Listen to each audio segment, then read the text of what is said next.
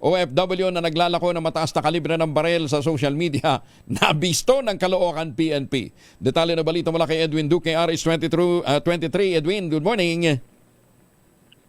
May puntag ako yung Angel, nagsagawa ngayon ng follow-up investigation ng Caloocan Police kung sinong nasa likod ng illegal aktibidad ugnay sa isang call center at OFW na tumatayong karir sa bentahan ng mataas na uri ng armas sa social media. Bakarang maaresto ito sa ikinasang entrapment operation ng pulisya kamakailan.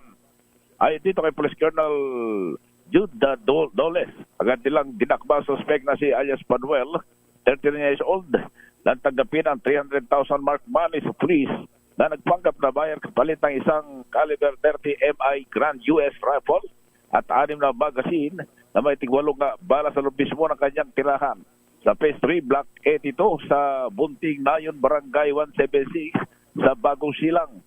Nabista ang transaksyon ng suspect na magpost sa social media na nagpakilalang alias Michael Cuevas na ibinibenta ang mataas na kalibre ng baril kung saan ay natuklasan isa pala itong OFW na nakabase naman sa Macau, China at ginagamit bilang career ang naarestong alias Marvin.